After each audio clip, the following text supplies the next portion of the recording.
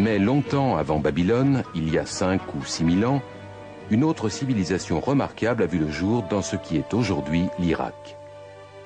Les Sumériens possédaient une culture exceptionnellement avancée. La liste de ce qu'ils ont créé ou inventé n'a rien à envier à nos sociétés modernes. Ils ont mis en place le premier système politique à 2 assemblées, le premier système scolaire, et l'on pourrait citer des tas d'autres choses. Il faut donc se demander où ont-ils pris toutes ces idées. Je pense qu'il faut se tourner vers les anciens Sumériens eux-mêmes et écouter attentivement ce qu'ils ont à nous dire et qu'ils ont répété à maintes reprises.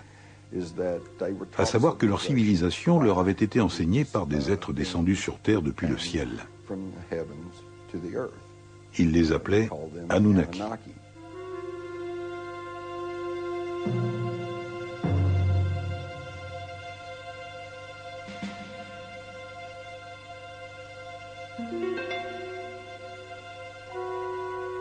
Les Sumériens ont écrit leur histoire sur des tablettes d'argile, comme celle-ci, oubliée pendant un demi-siècle dans un recoin d'un musée de Berlin. Peu de personnes ont réussi à déchiffrer cette langue ancienne. Zecharia Sitchin est l'une d'entre elles. Les écrits et les éléments picturaux qu'ont laissés les Sumériens derrière eux, et qui datent de 6000 ans, parlent de gens venus d'une autre planète, appelée Nibiru, et de nombreuses descriptions montrent des personnages beaucoup plus grands, au moins du tiers, peut-être plus, que la moyenne des êtres humains, autrement dit des géants. Ce cylindre sceau sumérien, provenant d'un musée de Berlin, est étonnant à plus d'un titre. Il décrit notre système solaire avec le Soleil au centre et les planètes disposées autour. Une réalité que la science européenne ne découvrira qu'il y a environ 300 ans. Il montre également Pluton que nous n'avons découvert qu'en 1930. Mais il indique aussi une autre planète que les Sumériens nommaient Nibiru et de laquelle étaient venus, d'après eux, ces géants célestes qu'ils appelaient Anunnaki.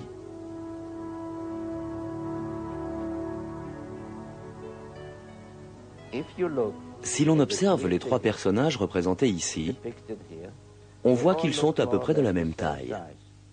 Mais si l'on garde à l'esprit le fait que cette divinité est représentée assise et que l'on extrapole sa taille à partir de la distance comprise entre son genou et sa hanche, on réalise qu'il doit mesurer environ 3 mètres, un géant. C'est l'un de ceux qui serait venu sur Terre depuis le ciel. Cherchant les signes d'une existence extraterrestre, les astronomes ont poussé leurs investigations de plus en plus loin dans l'univers. Mais peut-être auraient-ils pu se contenter de regarder plus près. C'est dans notre propre système solaire qu'un mystérieux objet a récemment été détecté à proximité de l'endroit où les Sumériens avaient situé leur fameuse planète Nibiru, fief des Anunnaki.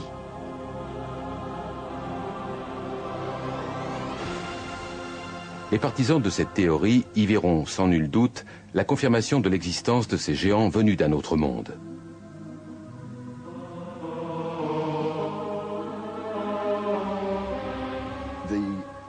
En gros, l'ancien texte sumérien nous dit qu'il y a plus de 400 000 ans, ces Anunnaki sont venus de l'espace et ont atterri sur notre Terre, dans la vallée du Tigre et de l'Euphrate. C'est là qu'ils auraient établi une colonie qu'ils ont nommée Éden.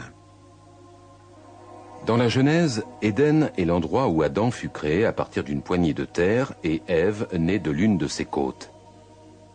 Mais certains ont une vision plus scientifique, voire high-tech, de l'apparition de la vie sur Terre.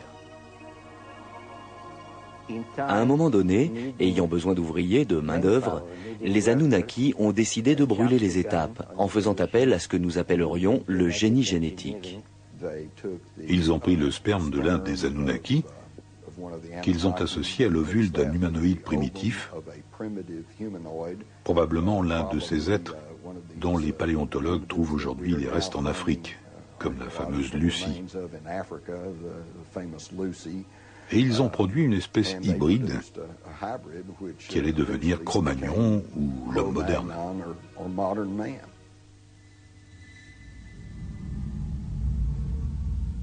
La légende dit que lorsque les Anunnaki sont revenus après plusieurs milliers d'années pour constater les résultats de leur travail génétique, ils auraient trouvé les femmes de notre Terre irrésistiblement séduisantes.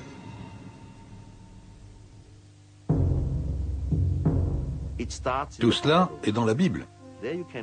On peut lire dans la Genèse que les fils de Dieu vinrent trouver des filles d'hommes dont ils eurent des enfants qui seront des héros. Ces titans se révéleront si destructeurs que les Anunnaki qui les avaient engendrés décideront de les tuer. Le livre apocryphe de Baruch précise même le nombre de géants qui auraient été supprimés. Le livre de Baruch précise: alors Dieu fit le déluge. Il détruisit toute vie sur terre, y compris les milliers de géants qui l'habitaient.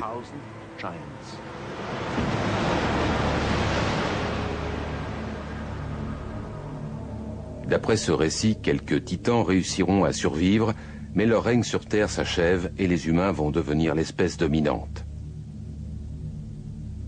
Les géants vont toutefois continuer à vivre dans la mémoire des hommes, telle une image étroitement associée à nos origines. Pour certains, il s'agit de bien plus que d'une simple réminiscence. Un certain nombre de personnes continuent à décrire des rencontres avec des êtres géants qui seraient descendus d'un engin étrange. D'après eux, nul doute que les Anunnaki, ces géants célestes, reviennent en force.